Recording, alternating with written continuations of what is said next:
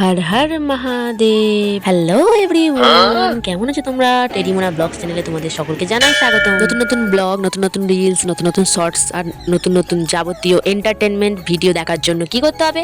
আমার পেজটাকে ফলো করতে হবে। তো তাড়াতাড়ি করে এসো, আর তার সাথে তো আমার পাশে থাকতে হবে, তাই না?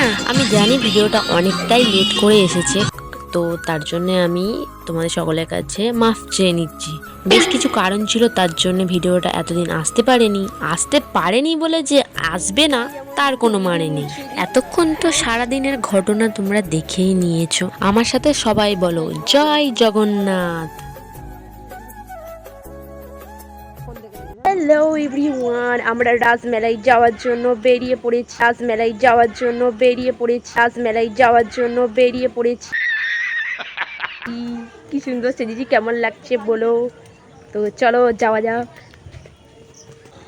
গুটি গুটি পায়ে তাড়াতাড়ি চলে এলাম মন্দিরের দর্শন করে, আমাদের জগন্নাথ দেবের দর্শন করতে আর সাথে মেলার উপভোগ করতে। কেমন লাগছে আমার চুড়িগুলো দেখে কিন্তু কমেন্টে জানিও। সো হে এভরিওয়ান, আমি তো একা বেরোইনি, সাথে আমার মাম্মিকে নিয়ে চলে এসেছি। একা যাওয়ার কোনো মজাই নেই, আর আমার বন্ধু বান্ধব তো কেউ নেই, যে যার মতো আছে। ওই জন্য আমি আর আমার মা তাড়াতাড়ি চলে এলাম। বিকালের টাইমটা আসতাম, কিন্তু একটু আগে যে পরিমাণ বৃষ্টি হয়ে গেল, তো সেই কারণে দেরি করে আসতে হলো।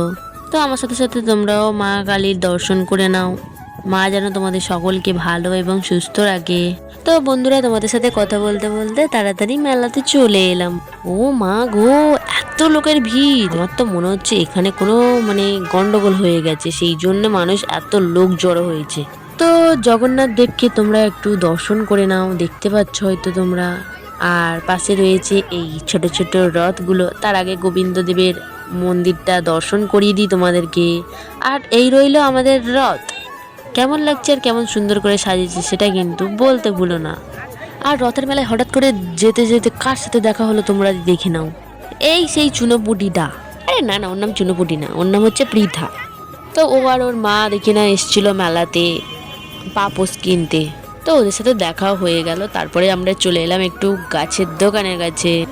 তো গাছ তেমন পছন্দ হয়নি, তো তাই জন্যে আমরা চলে এলাম আবার রেস্টুরেন্টে। তো কিছু খাবার প্যাক করে নিয়ে বাড়িতে যাব, যেহেতু আজকে আর রান্না চড়বে না। যেহেতু আজ রান্না চড়বে না, সেই কারণে আমার মার আনন্দ আর কে রাখে। এনাটা কারা ভাই? আমি রথে গেছি, আমাকে বললো যে তুই তো বললি আসার সময় কিছু কিনবি না, তাও আমি তোকে চাউমিন কিনে দিয়েছি, আবার তুই আইসক্রিম চাইছিস। আরে কই মুঝে মারো, কই মুঝে মারো, কই মুঝে মারো, এনারা কোথায় ছিল রে ভাই? বেশি না বকে ভাট, তাড়াতাড়ি ঘরে চলে এলাম, কারণ এনার সাথে বক বক করে আমার মাথা তো খারাপ হয়েই যাবে। তোমাদেরকে একটা সুন্দর অ্যান্ড ফ্রি অ্যাডভাইস দিচ্ছি, জীবনে কোনোদিন বাড়ির বাইরের খাবার খেতে যেও না, আর বিশেষ করে কোনো ওকেশন। এত জঘন্য খেতে কি বলবো। কিছু আর না, একটু টাইমের জন্য গায়িকা হয়ে গেছিলাম। তো সে যাই হোক, দেখা হচ্ছে পরের ব্লগে। এখনকার জন্য বিদায় নিলাম, টাটা।